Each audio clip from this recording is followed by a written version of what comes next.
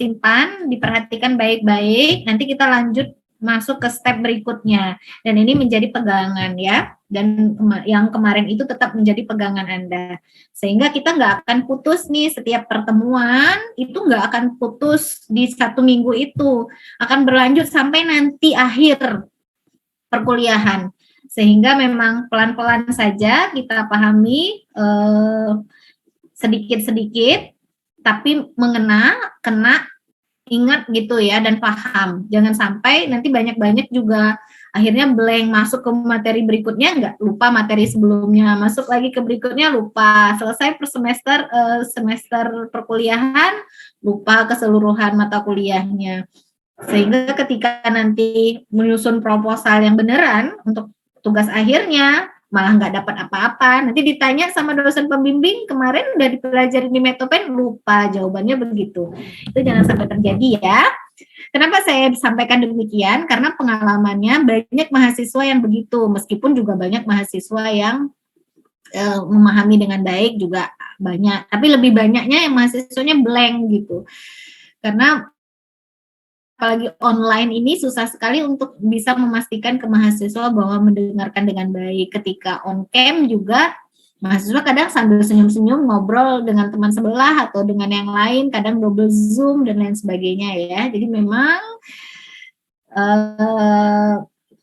harus punya komitmen dari mahasiswa dan dosennya juga. Dosen menyampaikan materinya, mendampingi, membersamai ya. Mahasiswa yang harus konsentrasi penuh, memahami materi dengan baik, supaya ini bisa menjadi bekal untuk menyiapkan proposal nantinya, proposal tugas akhir ya. Itu yang dinanti-nanti orang tua Anda loh. Sehingga memang harus punya komitmen bersama. Siap ya? Siap untuk punya komitmen bisa menyelesaikan mata kuliah Metopen dengan baik, sehingga nanti bisa menghasilkan proposal tugas akhir. Insya Allah siap, Bu. Ya. Baik ya. Nah, saya ulangi sekilas terkait penelitian kimia. Ini kan sudah paham ya, terkait apa itu pengertian kimia dan lain sebagainya.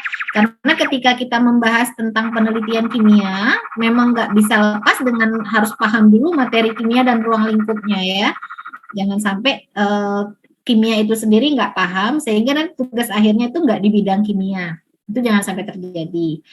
Nah, kemudian ini saya sudah menyampaikan juga bahwa materi ilmu-ilmu kimia, matematika, fisika, biologi itu merupakan ilmu pengetahuan yang dasar dan jadi basic science.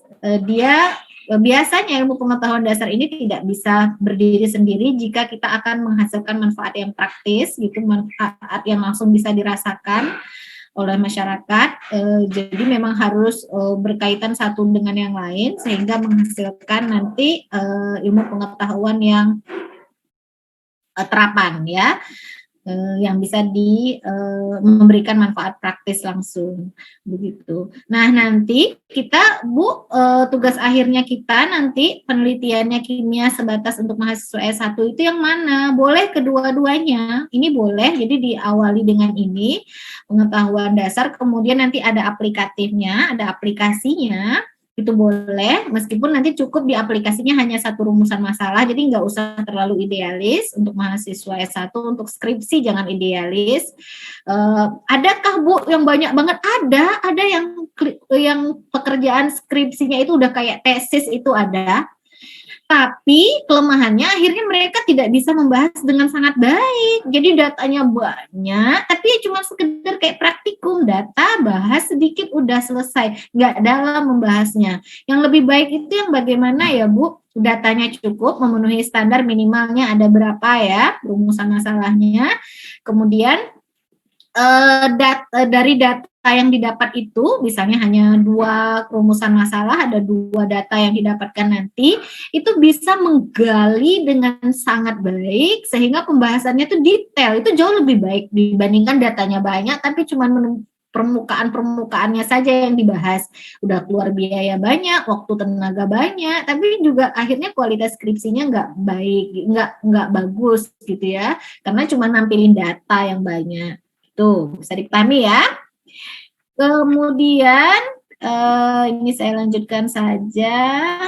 Nah, nih. Nah, ketika kita membahas ilmu kimia, itu ada 3 hal yang kita bahas. Yang pertama adalah membahas terkait segala sesuatu yang bersifat makroskopis atau fakta, ada yang submikroskopis, ada partikulat, kita juga membahas simbol-simbol. Apa sih maksudnya, Bu? Seperti ini. Kalau yang fakta atau makroskopis yang dibahas, ya kita membahas peristiwa ya, fakta. Misalnya es mencair. Kenapa esnya mencair? Ada pengaruh apa?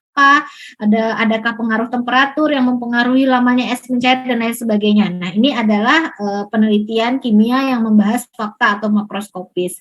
Kemudian kita juga membahas submikroskopis. Lalu kita ketika membahas es mencair, kita akan melihat apa yang terjadi pada molekul es itu ketika dia mengalami proses mencair. Ya, berubah padat menjadi cair. Apa yang terjadi pada submikroskopisnya? Apa yang terjadi pada molekulnya? Nah, itu yang dibahas di sini. Ya. Kemudian misal ketika kita membahas membuat zat warna alami gitu ya. Warna alami dari tekstil yang kita bahas adalah ketika faktanya dia bisa menimbulkan warna. Nah, submikroskopisnya apa yang menyebabkan dia bisa menimbulkan warna? Molekul gugus fungsi apa yang berperan terkait warna yang dihasilkan, senyawa apa yang berperan. Nah, itu yang dibahas di submikroskopis. Kemudian simbolnya, lalu simbolnya apa? Simbol yang terjadi untuk menjelaskan kedua hal ini. Tentu kalau simbol ini nanti harus bisa menjelaskan yang submikroskopisnya dulu. Inilah yang kita bahas di sini. Dan ruang lingkup skripsinya boleh bagusnya di semuanya, bagusnya, nah pembahasan yang baik itu nanti mereka bisa membahas semua. Meskipun datanya hanya sekedar es mencair, tapi dia bisa menjelaskan kenapa esnya mencair, terus bisa menuliskan simbol. Nah, sederhananya seperti itu ya. Itulah penelitian kimia yang baik. Tapi ketika memilih judul, Bu, saya mau milih judulnya yang fakta yang saya angkat, boleh. Bu, submikroskopis yang saya angkat, boleh. Bu, simbol yang saya angkat, boleh. Tapi nanti di pembahasannya nggak bisa lepas dari satu dengan yang lainnya. Bisa dipahami? Bisa, Bu. Suara saya terdengar nggak ya? Terdengar jelas, Bu. Terdengar, Bu. Oh iya, baik. Bu, izin apa? Izin bertanya, Bu. Oh iya, silakan. Siapa ini? Latifah Tunisa, Bu. Ya, silakan. Itu kan tadi ada 3 subtopik. Terus kalau misalnya untuk tugas akhir atau skripsi itu kita milih, misalnya fokus untuk bahas makroskopis saja, itu berarti yang paling banyak dibahas makroskopis, tapi masih ada 2 topik yang lain, yaitu submikroskopis dan juga simbol, tapi nggak terlalu banyak ya, Bu? Apakah begitu, Bu? Iya, ini suaranya putus-putus ya, tapi mudah-mudahan saya benar menangkapnya. Latifah Tunisa, jadi ketika kita mau membahas fakta, itu nggak akan bisa detail pembahasannya. Oke, bisa ya, kita mau meneliti waktu lama esnya mencair, gitu ya, dengan temperatur, hubungannya dengan temperatur, misal begitu ya, Latifah Tunisa. Nah, ketika di pembahasan, oke, kita udah tahu dapat jamnya. Ketika suhu sekian, butuh waktu esnya mencair sekian menit dapat datanya itu. Tapi ketika nanti nggak bisa menjelaskan, oh kenapa dia bisa mencair? Kok bisa, apa yang terjadi perubahannya? Terus simbolnya bagaimana? Berarti pembahasannya nggak detail dan nggak lengkap. Itu yang saya sampaikan di awal tadi. Sehingga memang nggak apa-apa dominannya nanti membahasnya lebih ke banyak makroskopisnya, tapi nggak bisa melepaskan diri dari mikroskopis dan juga simbol. Nggak bisa melepaskan diri. Jadi ini bukan 3 topik yang menjadi pilihan ya. Mereka saling berkaitan, tapi nanti mendominan, apa yang lebih dominan yang akan diangkat itu yang bisa dilakukan. Tapi ketiganya harus saling terikat. Karena kalau kita cuma sekedar membahas cair, di mana peranan orang kimia? Oke, dia mencair segitu, temperaturnya sekian. Terus nanti bagaimana membahas pengaruhnya, temperaturnya ya. Terus apa yang terjadi harus jelaskan ya kalau orang kimia. Kalau enggak ya nanti jadi pembahasan cuma sekedar anak SMP, anak SMA penelitian, sekedar itu saja, tapi nggak bisa sampai ke dalamnya begitu. Tapi memang ada dominan, salah satunya boleh, mau dominan yang mana boleh. Jadi kalau kayak penelitian komputasi itu lebih banyak mungkin nanti ke submikroskopis dan simbol-simbol dia menggunakan berbagai macam simbol untuk menjelaskannya, itu nggak apa-apa. Jadi dia nanti yang makroskopisnya dia lebih sangat minim, jadi nggak terlalu dibahas banyak, itu nggak apa-apa. Bisa dipahami? Bisa Bu, terima kasih Bu. Iya, sesuai ya. Saya soalnya nggak dengar banget tadi, hanya potong-potongan. Oke, kemudian saya lanjut. Nah, ini ada beberapa cakupan penelitian kimia ya. Yang pertama adalah penelitian survei. Penelitian survei itu ya berarti kita mencari datanya itu di lapangan, ya. Di lapangan bukan berarti penelitian sosial, jangan sampai ya hanya objeknya pada masyarakat, itu enggak.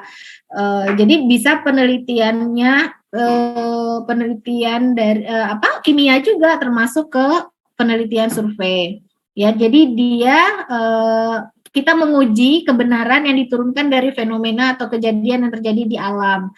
Misalnya terjadi pencemaran gitu di daerah, pencemaran air di daerah mana gitu. Nah, ini kan penelitian survei diawali ya. Tapi ketika penelitian survei berdiri sendiri juga, kita nanti akan susah untuk mengumpulkan datanya.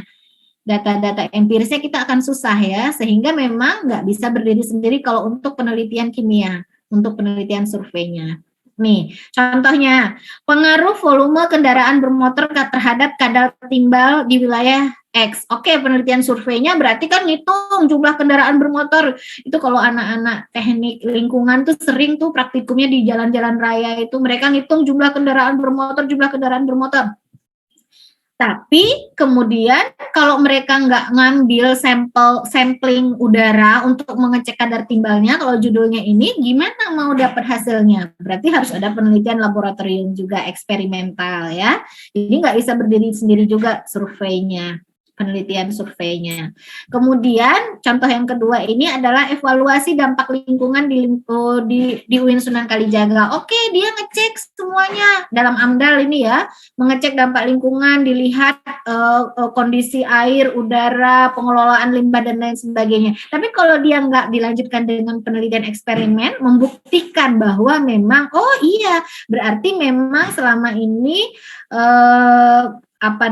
proses pengelolaan lingkungan di UIN berjalan dengan lancar, buktinya adalah airnya tidak tercemar. Diambil sampling air ya untuk dibuktikan bahwa memang semua proses pengelolaan lingkungannya berjalan dengan baik. Jadi ada lanjutannya juga.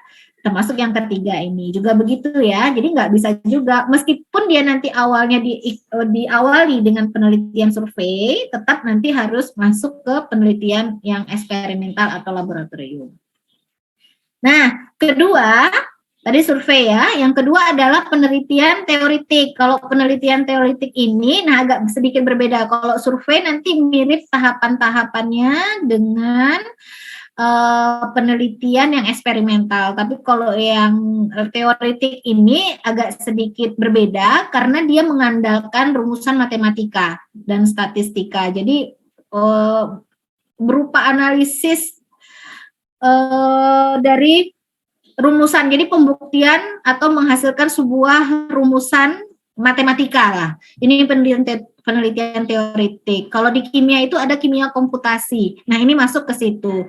Nah, penelitian komputasi itu juga nggak harus untuk mahasiswa S1 diikuti pembuktian untuk penelitian eksperimental. Cukup dia menjelaskan teori yang dia buat, rumusan hasil kimia komputasi yang dia buat dan hasilnya seperti apa, itu detail, tapi nanti bisa dilanjutkan oleh temannya atau adik kelasnya untuk penelitian eksperimentalnya. Itu boleh untuk mahasiswa S1 ya. Jadi cukup yang teoritik saja. Itu bisa. Kalau mau beli ini juga boleh. Jadi nanti kerjaannya ya masuk lab juga, tapi labnya lab komputer. Jadi ngecek kita juga punya di lab bidang kimia kan juga punya tuh lab komputasi, jadi itu juga bisa dipakai ya, bisa dipilih ini.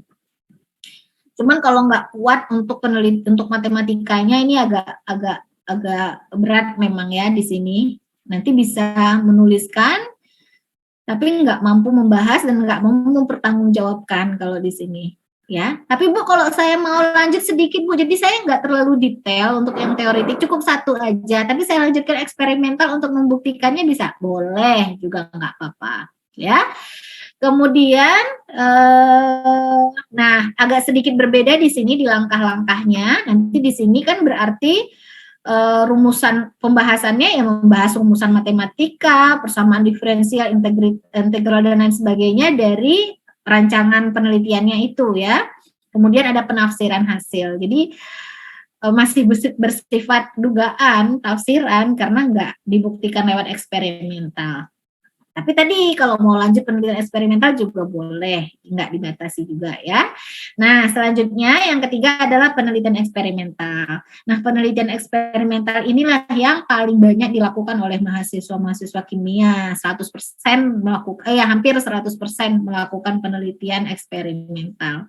Nah, prosedurnya, langkah-langkahnya ya sama tadi, hampir sama dengan hipotesis, hanya saja datanya nanti ini benar-benar datanya didapat dari penelitian eksperimen.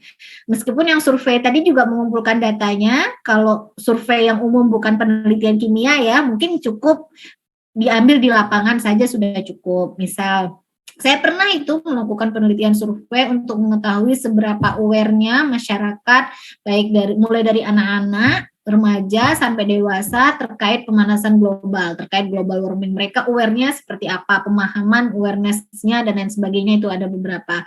Nah, datanya cukup dari hasil survei saja gitu, nggak lanjut ke penelitian yang eksperimental.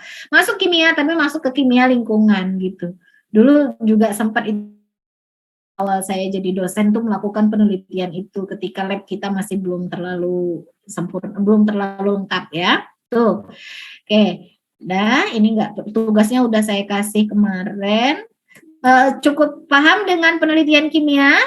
Ruang lingkup penelitian kimia sebelum kita lanjut ke metode ilmiah? Ada yang mau ditanyakan? Atau nanti ketika sambil ngomong saya terus ada pertanyaan kayak tadi boleh ditanya langsung ya, atau tuliskan di kolom chat. Ini ada pertanyaan? Apakah masih hadir? Masih. Hadir, Bu. Hadir, Bu. Iya, dan udah bangun ya? Ini baru 54 orang, kita harusnya berapa orang nih? Jangan lupa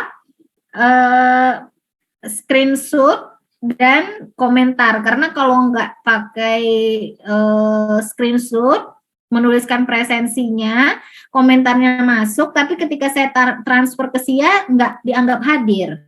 Hati-hati ya. Metode penelitian A itu ada 32 orang. Metode B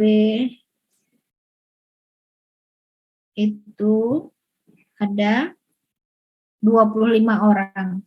Berarti 32, 5, 25. Harusnya ada 57 orang ya. Ini berarti ada yang nggak hadir 2 orang. Belum hadir 2 orang. Udah jam 7:30 masih belum hadir.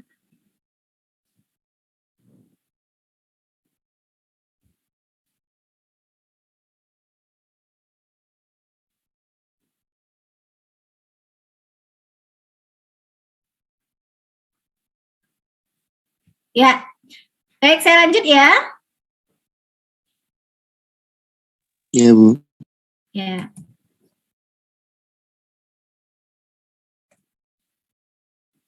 Berarti sudah paham dengan penelitian kimia, nanti sudah mulai dibayang-bayangkan ini akan sampai kemana, bahasan untuk tugas akhirnya, mengambilnya yang mana ya.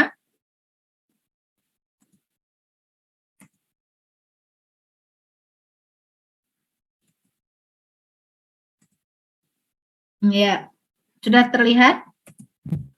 Sudah. Oke, ini saya di WA Bu Deka. Jadi ada sedikit ini nih masalah. Oke, baik. Kita lanjut ke metode ilmiah. Saya ringkas saja ya, yang mana yang mau saya sampaikan terkait deduksi-induksi kemarin di pertemuan awal itu sudah. Saya pikir nggak usah, jadi daripada pusing nanti ya. Langsung ke sini saja.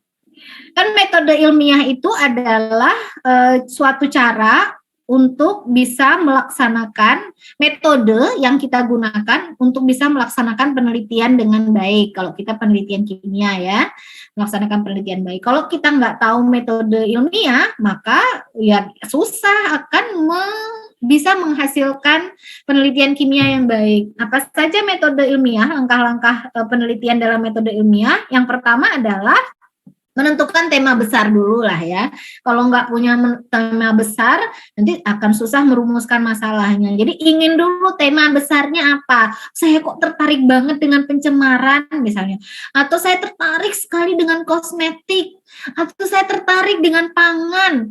Atau saya tertarik nih dengan kayak yang Bu Maya sampaikan tadi, supaya nggak nge-lab nggak lab basah gitu ya, nggak lab eksperimental yang basah, nggak pegang bahan kimia, saya tertarik komputasi. Jadi udah tahu dulu tema besarnya. Kemudian dari tema besar, nah ini kalau mahasiswa nggak ngikut perkuliahan atau nggak konsentrasi di perkuliahan, nanti akan terasa berat sekali loh nyusun proposal. Ini saya ingetin nih, tolong konsentrasi fokus ya. Jadi nanti tidak ada alasan lagi, saya nggak dong harus mulai dari mana. Ini udah diurutin pelan-pelan dari pertemuan pertama sampai hari ini nih. Jangan sampai nanti ada alasan saya nggak tahu mau mulai dari mana proposalnya. Nah itulah yang bikin proposal dan skripsi itu adalah masalah hidup terberat seorang mahasiswa. Karena apa? Karena dia nggak ngikutin perkuliahannya dengan baik. Kalau yang ngikutin insya Allah nggak ada masalah. Ada masalah tapi nggak akan berat gitu. Bisa langsung dicari solusinya. Oke ya. Kita tahu dulu tema besar. Kemudian setelah tahu tema besar, kita tentukan atau rumuskan masalahnya. Kemarin saya sudah minta, minggu depan kita sudah mulai masuk detail ke bab perumusan masalah. Sehingga apa yang sudah kalian kumpulkan kemarin akan saya cek satu persatu ya.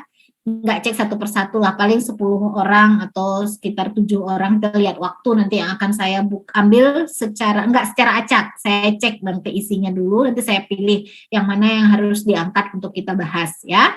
Udah kan ya, benar ya? Kemarin sudah mengumpulkan tugas kan? Sudah, Bu. Sudah, Bu. Ya.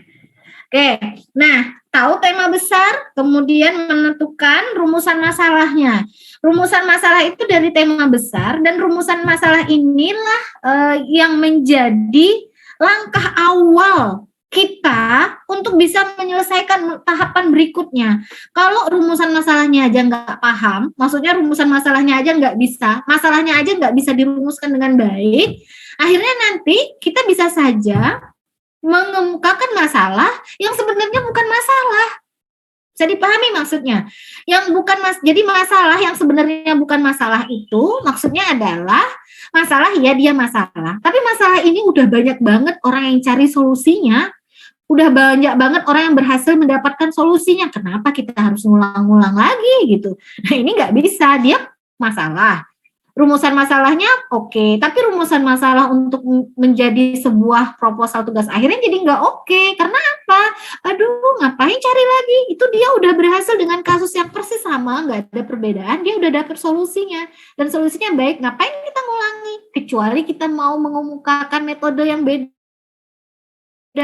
Nah, metode yang beda inilah, metode yang baru inilah yang menjadi masalahnya kita. Itu yang diungkapkan di rumusan masalah. Bisa dipahami? Minggu depan akan kita bahas lebih detail ya. Jadi nanti ini tahapan-tahapan metode ilmiah ini nanti setiap pertemuan akan kita bahas dengan detail. Jadi insya Allah nggak usah khawatir. Hari ini pengantar dulu ya. Untuk metode jangan sampai nggak hadir, jangan sampai terlambat. Itu udah langsung ke detail-detail setiap bab ini. Ini bab-bab skripsi akhirnya nih semuanya.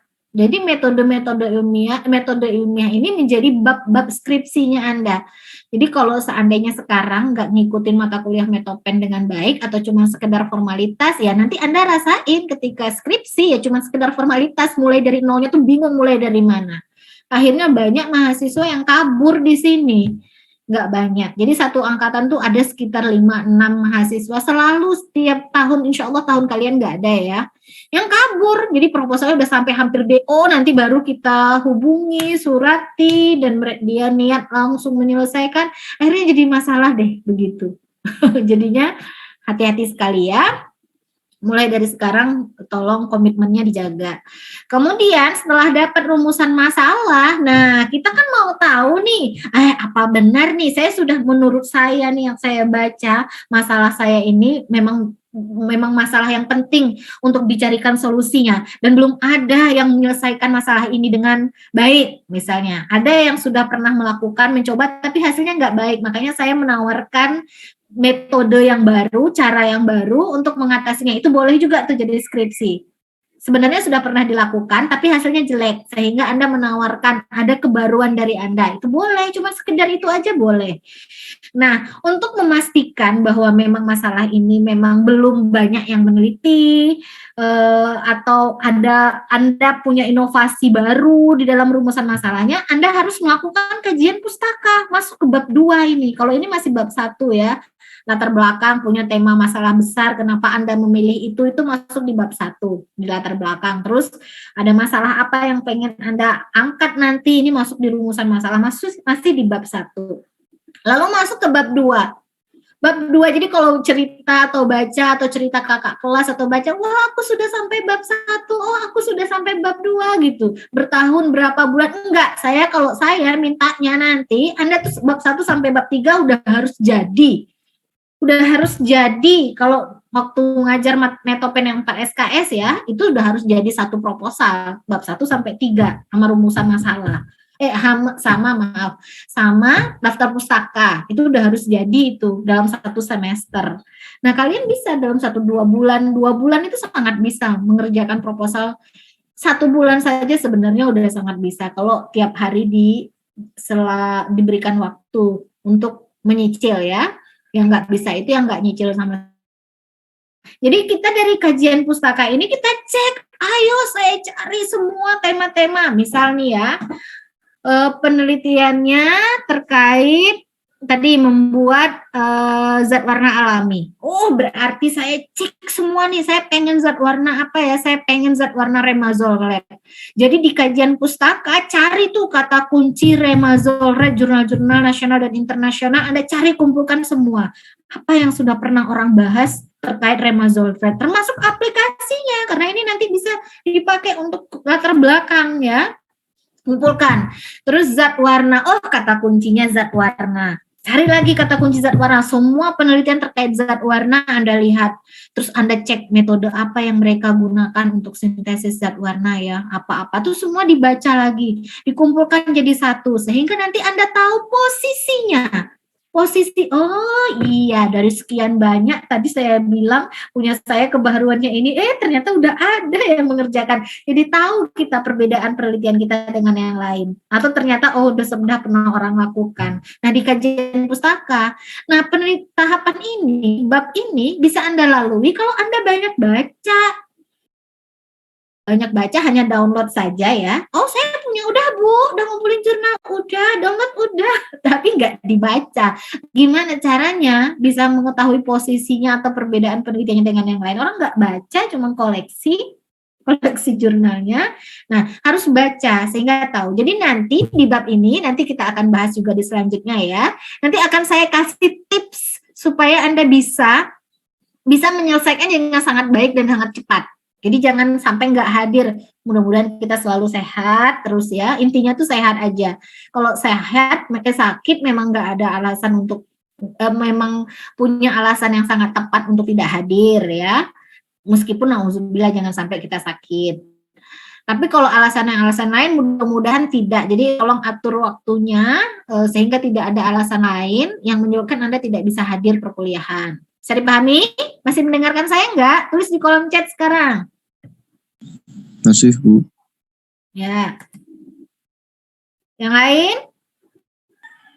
Masih mendengarkan, Bu. Ya, masih jangan ini ya, jangan tidur ya. Oke. Nah, selanjutnya setelah kita melakukan kajian pustaka yang bisa kita banyak baca, ya, banyak baca, dan saran saya nanti sebenarnya banyak, nanti saya sampaikan di slide berikutnya. Bu, bacanya di mana aja sumber berikutnya ya. Tapi yang utamanya kalau saya lebih jurnal ya, jurnal nasional dan internasional. Bukan dari web, dari blogspot dan lain sebagainya. Ya. Nah, selanjutnya setelah kita tahu posisi penelitian penelitian kita dibandingkan dengan penelitian-penelitian yang sudah dilakukan sebelumnya, maka kita bisa mengemukakan hipotesis. Oh iya, si A itu dia sudah melakukan sintesis atau membuat zat warna dari bahan alam yang ini. Bahan alam ini warnanya yang senyawa metabolit sekunder yang dia pakai adalah tanin. Dan ternyata metode ekstraksi yang dia gunakan cukup menggunakan air saja dipanaskan udah berhasil dengan baik. Oh, kalau gitu ya. Ketika saya menggunakan dengan bahan alam yang lain yang sama-sama mengandung tanin, saya bisa tuh menggunakan metode ekstraksinya dengan air, pelarut air saja juga. Nah, berarti hipotesisnya ketika zat warna remazol red misalnya ya, remazol red bukan dari tanin ya. Yang tanin apa ya, yang coklat gitu ya, diambil misal remazol red dari flavonoid yang lain lah, mungkin bukan tanin ya. Ketika saya mengambil zat warna alam, zat remazol red sintesis ya, maaf saya ini kebalik-balik ini. Jadi ketika saya sintesis zat warna alam dari bahan alam yang lain, sementara si A dengan bahan alam A, saya bahan alam B, yang sama-sama bahan alam tersebut mengandung tanin, maka ketika dilakukan menggunakan metode ekstraksi maserasi menggunakan pelarut air, maka dia akan bisa menghasilkan zat warna dengan baik. Misalnya itu hipotesisnya, menghasilkan zat warna yang baik misalnya. Gitu saja hipotesis itu sudah dugaan kita. Oh, kita yakin gitu bahwa kita punya masalah, kita sudah tahu nih solusinya akan begini, tapi baru praduga kita, baru pakai praduga itu tadi, hipotesis dugaan sementara. Tapi dari mana kita bisa mengemukakan hipotesis? Ya dari hasil kajian pustaka ini tadi, baca-baca punya orang, ya kan? Kalau enggak melalui tahapan ini ya enggak akan bisa mengemukakan hipotesis. Bisa tapi pakai perasaan, dan itu enggak bisa dalam metode ilmiah. Bisa dipahami? Bisa. Nah, Bisa, Bu. jadi nanti cara berpikirnya itu nanti deduktif. Kalau kajian pustaka umum semua kita bahas. Jadi kan saya bilang kata kuncinya zat warna, semua penelitian zat warna kita ambil. Penelitian terkait kalau dia zat warnanya bukan alam ya, sintetik misalnya remazol red, semua remazol red kita ambil. Itu masih umum. Lalu hipotesis sudah mulai mengerucut tuh, piramida terbalik. Berarti kerucut di bawah gitu ya. Udah mulai ngerucut ke bawah, udah lebih detail. Oh, sudah bisa menyimpulkan sementara tadi solusi yang nanti akan kita dapatkan. Nah, kemudian selanjutnya untuk membuktikan hipotesis kita itu beneran nih, hipotesisnya akan terbukti benar apa tidak, maka kan kita harus melakukan penelitian, rancangan penelitian. Ada penelitian tahapan prosedur penelitian yang harus kita laksanakan. Nah, dikemukakan tuh di bab hipotesis. Tenang saja ya, tenang. Nanti selanjutnya minggu depan akan kita bahas per bab ini. Di hipotesis ini nanti harus ada kalimat setelah dikemukakan hipotesis apa. Nah, hipotesis ini dapat dibuktikan dengan melakukan apa-apa-apa. Jadi ada rancangan penelitian yang umum yang kita sebutkan di sini. Bisa dipahami ya? Selanjutnya masuk ke bab 3. Bab 3 itu udah mulai oke, tadi kamu bilang hipotesis yang pertama dapat dibuktikan dengan rancangan penelitian detailnya apa? Saya membutuhkan bahan ini, alat bahan gitu ya. Terus kemudian prosedurnya dimasukkan ini sekian gram. Nah, itu ada di bab 3. Masuk ke metodologi. Nanti di bab 2 hipotesis ini kajian pustaka dan hipotesis satu bab itu ya, kajian pustaka dan hipotesis. Nah, kemudian nanti di sini mengantarkan rancangan penelitian untuk membuktikan hipotesis, tapi di bab 3-nya udah detail penelitiannya, tahapan berapa gram yang mau dimasukkan, suhunya berapa, dan lain sebagainya. Detail itu di bab 3. Dan cukup, itu udah jadi proposal penelitian. Betapa mudahnya kan sebenarnya ya, betapa mudahnya. Tapi saya pernah mengalami masa seperti Anda, memang kerasa berat banget hidupnya. Apalagi nggak dibimbing oleh dosen secara rutin. Maksudnya dosen Metopen yang pembimbingnya ala untuk dihubungi, susah untuk diajak diskusi, akhirnya memang terbang. Dan saya dulu pernah mengalaminya, terbang. Tapi saya enggak, alhamdulillah dosen pembimbing skripsinya bisa diajak diskusi kapan saja, sehingga memang ada masalah langsung menghubungi, langsung dapat solusinya gitu ya. Nah, nanti kalian ingat karakter dosen beda-beda, jadi jangan gantungkan hidup Anda, tugas akhir Anda, skripsi Anda pada dosen pembimbing. Jangan sampai menggantungkan hidupnya pada dosen pembimbing. Harus bisa mandiri. Ya, mandiri karena setiap dosen itu punya karakter yang beda-beda. Tuh, oke. Selanjutnya, dan Anda sebenarnya boleh, misalnya ya, nanti ketika ada masalah udah dapat tuh pembagian dosen pembimbing, kemudian nggak begitu paham atau dosen pembimbingnya susah untuk ditemuin, terus Anda mau menanyakan ke dosen yang lain, itu nggak masalah, nggak apa-apa. Kalau saya terbuka, ini nggak apa-apa, apalagi saya ngajar Metopen ya. Silakan kalau mau diskusi, nggak apa-apa, nggak masalah, nggak harus jadi anak saya, nggak harus jadi anak bimbingan saya untuk diskusi sama saya, gitu ya. Anak-anak saya juga kalau kebetulan dia memilih temanya itu di luar temanya, menurut saya nggak begitu paham, nanti saya kasih kesempatan dan saya hubungi dosen yang menurut saya paham, tolong dibantu untuk bimbingan anak saya ini, di bagian ini minta tolong dijelaskan. Itu sebenarnya nggak apa-apa dan harus begitu ya. Karena satu orang itu semakin tinggi sekolahnya, semakin mengerucut ilmunya, semakin dia hanya fokus kepada lebih detail, semakin tinggi sekolah tuh semakin detail. Jadi yang udah umum-umum itu udah banyak yang terlupakan kalau dia nggak fokus ke situ penelitiannya, ya. Jadi nggak semuanya, tapi memang harus paham dengan karakter. Itu yang tadi saya dari awal tuh selalu saya sampaikan ke mahasiswa, karena banyak sekali mahasiswa yang patah hati karena dia gagal memahami karakter dosen-dosen. Jadi dia patah hati akhirnya nanti di akhir. Ya, oke. Dah, selanjutnya udah cukup untuk proposal kalian. Kalau mau cepet ini mau semester, ini semester berapa kalian sekarang? 4, Bu. Nah, kalau mau semester 5 udah mau ngajuin, udah mau seminar proposal, udah dari sekarang bikin. Ayo saya bantu bimbing nih di Metopen ini. Saya bantu. Walaupun kan pasti tidak semua jadi mahasiswa bimbingan saya. Karena nanti dibagi ya. Jadi pasti tidak semua. Tapi saya bantu. Insya Allah saya bantunya. Dimanfaatkanlah mata kuliah Metopen ini. Nanti saya bantu. Temanya di mana kalian minat. Tapi tentuin dari yang tahapan awal tadi ya. Kemarin sudah saya suruh minta juga. Nah nanti hari ini akan ada saya perintah selanjutnya lagi nih ya. Nanti kita bahas ya. Kemudian selanjutnya sudah melakukan bab 3 metode ilmiah, langsung akhirnya kita setiap melakukan penelitian itu kan dapat data penelitian. Jadi setiap tahapan tuh harus punya data, jangan sampai udah melakukan prosedur sampai 10 tapi nggak ada datanya, itu jangan sampai terjadi. Ya, atau datanya itu jadi dia berkelanjutan terus tapi nggak konsul ke dosen pembimbingnya lagi. Misal prosedur 1 udah dapat data, langsung saja lanjut prosedur 2 tanpa datang ke pembimbing dulu. Harusnya cara yang benar supaya sukses menyelesaikan skripsi adalah selesai satu prosedur, dapat data, langsung kirim. Kalau sekarang tuh enak banget, bisa lewat WA. Kalau zaman dulu kan harus janjian ketemu. Janjian juga nggak bisa, harus nunggu. Kadang dari jam 7 pagi udah nunggu di depan ruang dosen. Zaman dulu kami gitu. Kadang sampai jam 4 sore dosennya belum muncul-muncul. Ya udah akhirnya bikin status. Hari yang menyedihkan.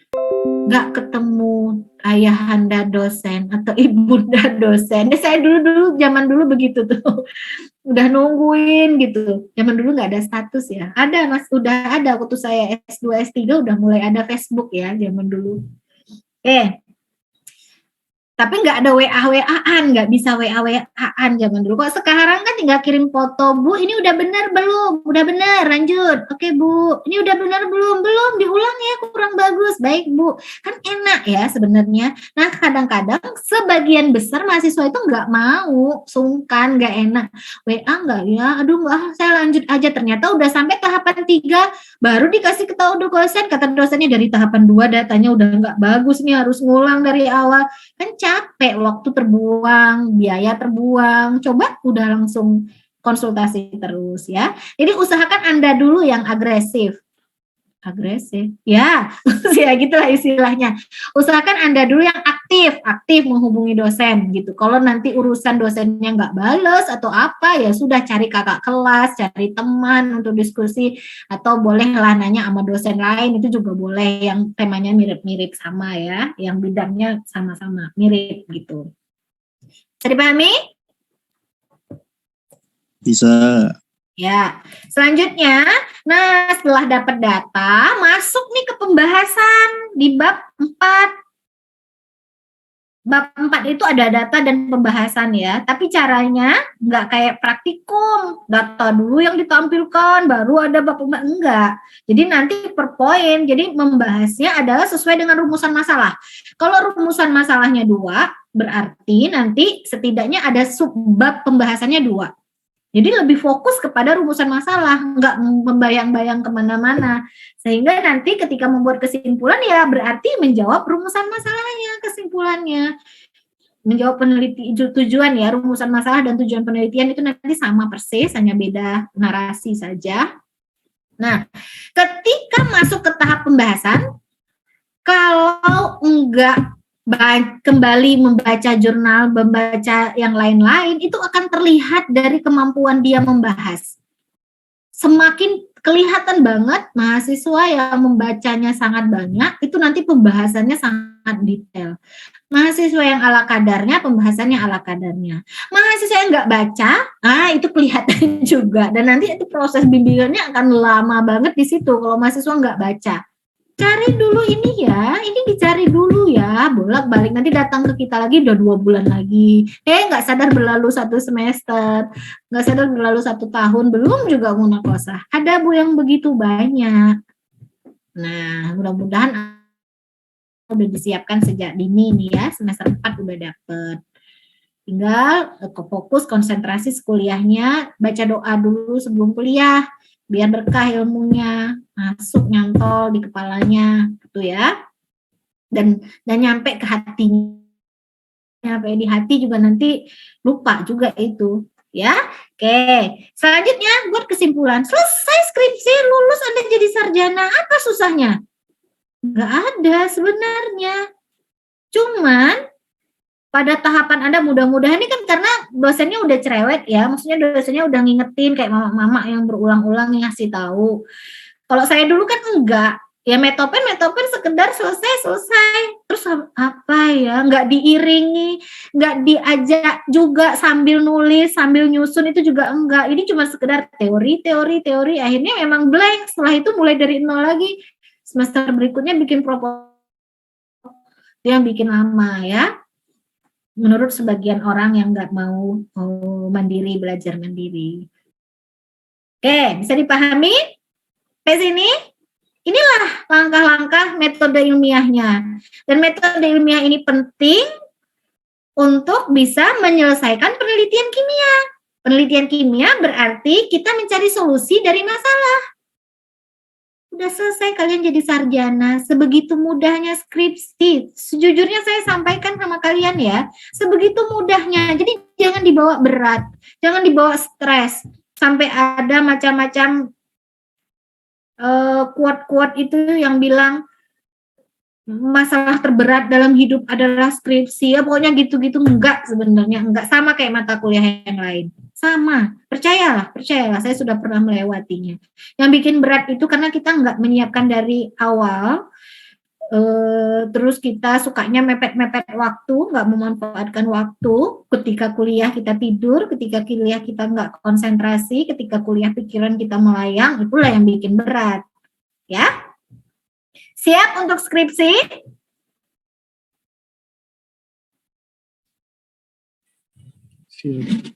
Siap untuk mengerjakan skripsi? Siap, Bu. Siap, Bu. Siap ya? Ya, oke, baik. Udah paham dengan metode ilmiah. Oke, ini nggak saya bahas saja. Tadi udah saya jelasin sih. Ini saya mau menjelaskan yang ini lagi. Nah, ini.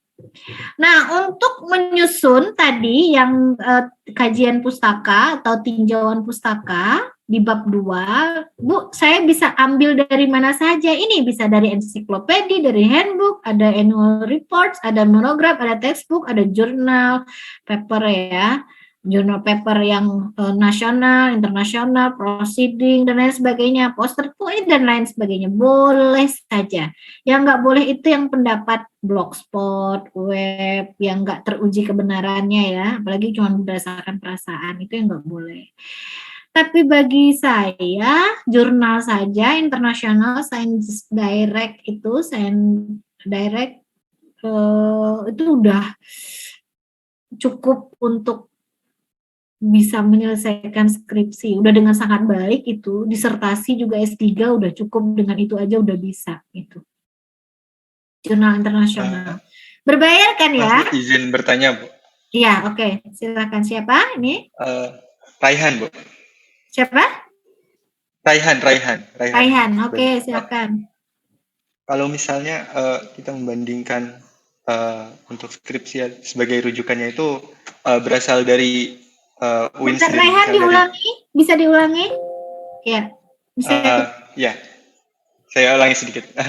Misalnya kita mengambil rujukan atau membandingkan dengan penelitian dari UIN sendiri, misalnya dari kakak tingkat atau dari artikel dari dosen-dosen sebelumnya gitu, Iya. bagaimana, Bu? Dari UIN misalnya. Boleh. Apalagi penelitiannya kelanjutan dari kakak kelas ya, tapi harus punya kebaruan. Kalian harus punya kebaruan yang memang belum pernah orang teliti ya. Kalau sama persis nggak boleh, tapi menjadi rujukan. Oh, kakak kelasnya, misal dia bikin plastik biodegradable, dia menggunakan bahan apa sih istilahnya itu? Bahan bakunya A, B.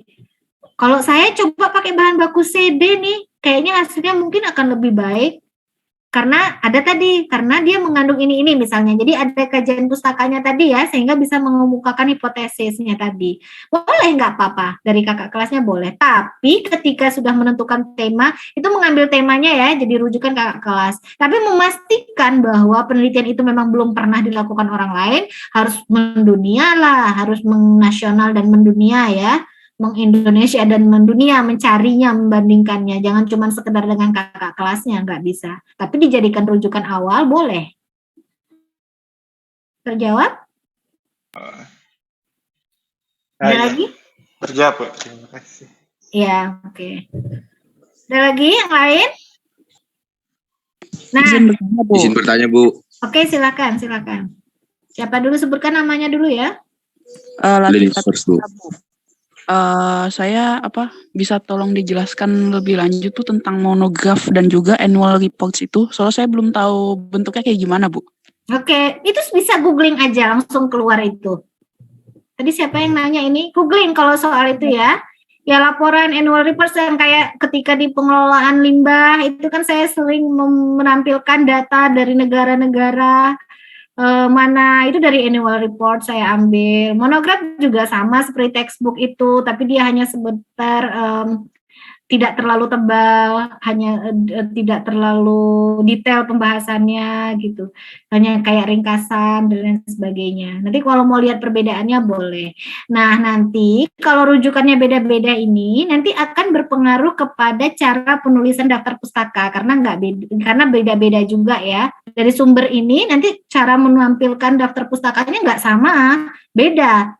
Ensiklopedia beda, handbook beda, jurnal beda. Nanti itu akan masuk di bab terakhir kayaknya kita ya, di penulisan daftar pustaka. Bab terakhir apa sebelum bab terakhir itu nanti ada. Tuh ya. Kalau mau tahu jelas detailnya langsung googling, langsung nemu tuh muncul contoh-contohnya detail. Bisa dipahami? Bisa, Bu. Terima kasih, Bu. Oke, iya. Selanjutnya? Saya izin bertanya, Bu. Iya. Bu, Tadi baru saja disebutkan bahwasannya penelitian kita dapat melakukan penelitian yang sudah pernah dilakukan sebelumnya, Iya. tapi harus ada pembaruan ya Bu. Iya, kebaruannya. Jadi semisal ada penelitian yang telah dilakukan tentang misal aktivitas antioksidan daun pandan sebagai koagulan. Nah, itu apakah boleh dilakukan penelitian yang serupa, tetapi objek yang ditelitinya itu maksudnya daun pandannya itu diubah gitu Bu? Boleh Apakah banget. boleh. Boleh sekali, tapi dengan catatan memang belum pernah dilakukan orang lain. Ya? Baik. Atau sudah pernah dilakukan oleh orang lain, tapi Anda memilih pelarutnya beda. Karena kan nanti kalau antioksidan ada proses ekstraksi kan ya. Saya milih pelarutnya aja deh yang beda, atau komposisi pelarutnya saya buat 2 pelarut deh misalnya gitu. Itu boleh. Jadi sedikit satu saja tuh nggak masalah. Kalau sekarang kalau pandemi kemarin kita satu rumusan masalah aja nggak masalah. Tapi mungkin kalau di luar sudah reda pandeminya minimal 2 rumusan masalah lah. Itu ya, bisa dipahami? Bisa Bu. Satu Ya. lagi Bu. Iya, silakan. Biasanya untuk cutting kimia ini yang mungkin yang terdekatnya yang sedang melakukan penelitian itu lebih ke arah penelitian yang kuantitatif atau kualitatif ya Bu? Kuantitatif, semua kuantitatif, hampir semua.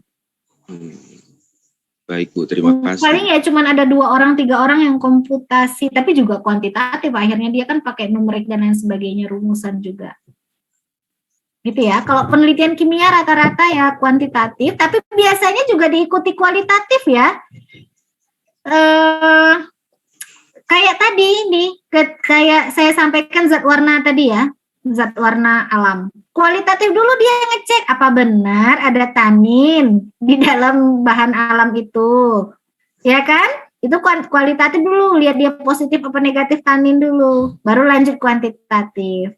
Berapa banyak misalnya, atau sifat-sifat yang lainnya. Sebagian besar kuantitatif, tapi ada juga yang diiringi penelitian kualitatif terlebih dulu. Dan itu juga cukup banyak juga, ya nggak banyak sih yang melakukan kualitatif terlebih dahulu. Biasanya organik, biokimia, yang kualitatif, biasanya yang gitu tuh, organik dan kimia, organik dan biokimia. Oke, bisa dipahami? Berarti itu tidak terfokus pada satu jenis penelitian, tapi penelitian itu lebih dominan ke kuantitatif atau kualitatifnya ya Bu? Enggak. Kita enggak fokus kepada kualitatif, tapi fokus kepada rumusan masalahnya. Oh. Iya, kebaruan penelitian di rumusan masalahnya. Jadi enggak mikirin yang kuantitatif, kualitatif itu enggak. Enggak usah terlalu dipikirkan detail, tapi memang harus ada yang lebih dahulu tergantung tema untuk memastikan dulu, jangan sampai misal tadi ya uji kandungan apa, jangan sampai kita enggak uji aktivitas senyawa apa di dalam daun pandan. Nah kalau kita enggak melakukan uji kualitatif ada atau enggak dulu senyawanya, bagaimana kita mau melakukan uji aktivitasnya? Jadi harus memastikan benar enggak memang senyawanya ada dulu, itu kualitatif. Lalu baru bagaimana kemampuan uji aktivitasnya, baru itu yang kuantitatif. Bisa dipahami? Bisa Bu. Oke, sip. Siapa ini tadi? Muh Bu. Muh ya, oke. Silakan, yang lain ada lagi? Bu, izin bertanya. Ya, silakan. Nama? Indah, Bu. Ya, silakan. Bu, untuk mendapatkan hipotesis yang baik tuh ada kriterianya nggak sih Bu? Terus untuk mendapatkan sumber-sumbernya itu yang instan tuh dari mana aja Bu? Untuk mendapatkan hipotesis yang baik atau gimana tadi Indah? Untuk hipotesis yang baik tuh ada kriterianya apa aja sih Bu? Terus sama untuk mendapatkan kayak rujukan atau sumber mendapatkan hipotesis tuh yang instan tuh seperti apa, Bu? Yang apa instan? Yang apa Iya, Bu. Indah? Yang instan gitu, Bu, biar Maksudnya yang cepat. cepat. Yang cepat gitu maksudnya. Iya, Bu. Oh iya, oke. Hipotesis yang baik. Oh iya, hipotesis yang baik berarti hipotesisnya itu dibuat, kan dugaan sementara. Dugaan sementara yang dibuat dari hasil-hasil penelitian sebelumnya. Kalau dia nggak membaca, melihat penelitian-penelitian sebelumnya, akan susah. Jangankan mendapatkan hipotesis yang baik, mengemukakan hipotesisnya aja susah. Mengemukakannya aja berat gitu, jangankan mau mendapatkan hipotesisnya yang baik gitu. Tapi nanti ini ada satu kali pertemuan bab hipotesis yang akan kita bahas nanti lebih detail, nanti kita kasih di sana. Saya kasih tips bagaimana akan saya tunjukkan bagaimana hipotesis yang baik, bagaimana hipotesis yang kurang baik. Itu ya Indah. Cara instan sebenarnya nggak ada yang instan. Kalau disebut instan tuh enggak. Tapi cara cepat apa? Berarti ya banyak baca dan buat ringkasan dulu dari penelitian-penelitian sebelumnya. Jadi ada landasan teori yang terangkat, ada kerangka berpikir yang terangkat ketika membaca literatur untuk menyusun kajian pustaka tadi. Jadi Anda punya, ternyata kalau temperatur dinaikkan itu dia bisa mempengaruhi ukuran partikel nih. Kalau saya mau bikin nanopartikel misalnya, berarti harus pakai temperatur tinggi kalau dia materialnya A misalnya. Nah, jadi tuh harus punya kesimpulan dulu sementara gitu. Ada kesimpulan dulu dari hasil bacaan-bacaan orang, dari penelitian-penelitian sebelumnya. Jadi dapat kesimpulan, Anda punya ringkasan teori-teori akhirnya, ternyata kalau dia dilakukan pakai metode sintesis yang pakai microwave, itu tuh dia kan nggak tinggi tuh, nggak pengadukan yang langsung. Kayaknya hasilnya nih bagus dari hasil orang. Ternyata penelitian A juga menyatakan demikian, B juga demikian. Baru Anda tahu microwave itu prinsipnya apa ya. Misalnya yang saya pernah lakukan sonokimia ya, sonokimia. Metode menggunakan ultrasonik. Nah, ultrasonik itu dari berbagai jurnal, setiap yang menggunakan metode ultrasonik, itu ukuran partikelnya tuh pasti lebih kecil. Dia ukurannya jadi lebih nano, lebih kecil dibandingkan dengan metode konvensional, tanpa dialiri gelombang ultrasonik.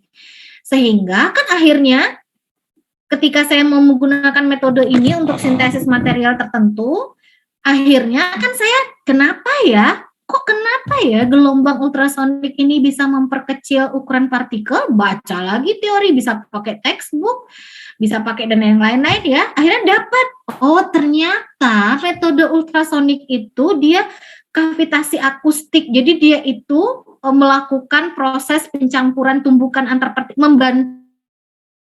partikel itu dengan tekanan yang sangat tinggi, tapi diiringi dengan laju pendinginan yang sangat rendah, sehingga jadi nggak berasa gitu.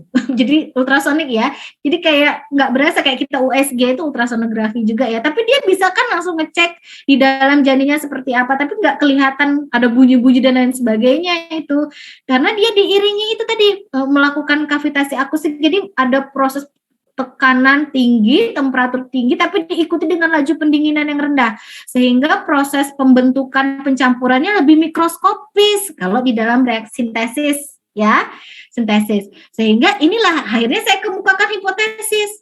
Ketika saya mereaksikan A dengan B dengan dialiri gelombang ultrasonik, maka, hipotesis itu pasti narasinya adalah jika, maka. Jika saya melakukan reaksi A plus B menghasilkan dengan menggunakan aliran gelombang ultrasonik, maka akan diperoleh ukuran yang lebih kecil. Alasannya apa? Nanti ada di pengantar teori sebelumnya, sebelum hipotesis ini dikemukakan. Nanti akan saya jelaskan lebih detail di bab selanjutnya ya.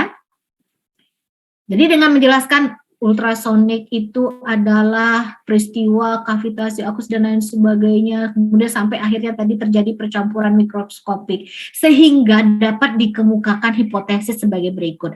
Jika, nah itu narasinya tuh gitu.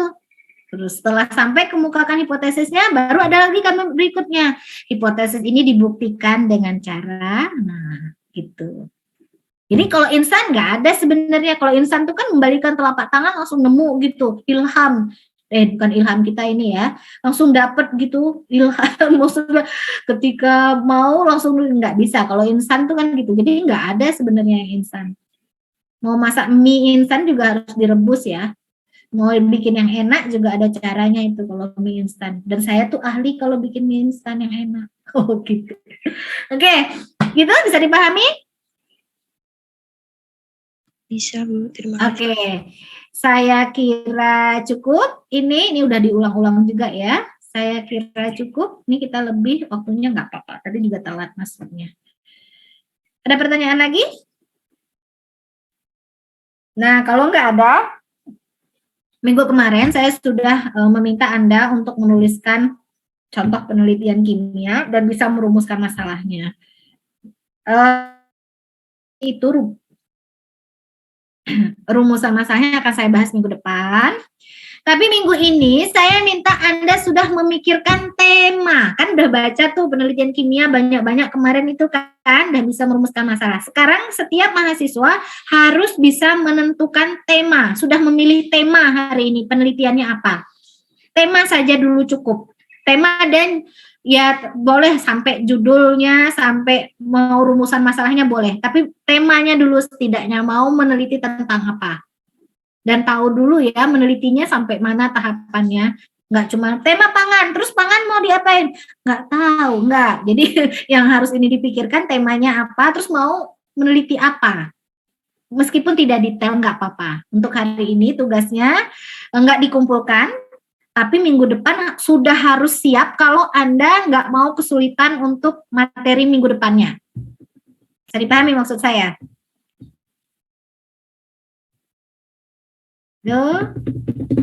Bisa Bu. Bisa dipahami ya. Jadi pikirkan tema dan mau meneliti tentang apa. Saya kira cukup untuk hari ini. Jangan lupa presensi, harus double, harus screenshot dan juga menuliskan komentar kesimpulan kesimpulan perkuliahan hari ini. Kalau hanya salah satu, nanti enggak, ketika saya transfer ke SIA, nanti dianggap enggak hadir kalian. Ya, itu. Terima kasih atas perhatiannya. Jangan lupa presensi di laman daring, jangan sampai lewat waktu. Silakan untuk terakhir kali menulis di kolom chat, masih hadir apa enggak?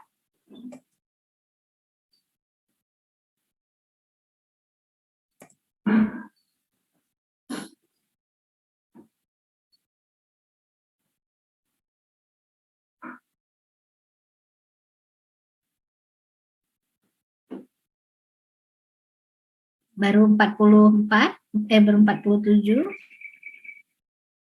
Masih ada nih, berarti sekitar 10 orang yang belum hadir, yang enggak menghadiri sampai akhir. Tertidur mungkin. 54. Masih ada? Mau hadir Bu. Ya. 50. Oke, 1-2 orang nih yang belum lagi ya. Mudah-mudahan nggak tidur, jangan lupa presensi. Terima kasih sekali lagi atas perhatiannya. Mohon maaf sekali jika ada kekurangan. Jika masih ada yang ingin ditanyakan, silakan ditanyakan di grup WA kapan saja boleh. Jadi sambil belajar tiba-tiba ada yang mau ditanyakan, silakan saya buka. Nanti saya balasnya ketika saya slow. Ya, terima kasih atas perhatiannya. Assalamualaikum warahmatullahi wabarakatuh. Waalaikumsalam warahmatullahi wabarakatuh. Terima kasih Bu. Iya, saya pamit ya.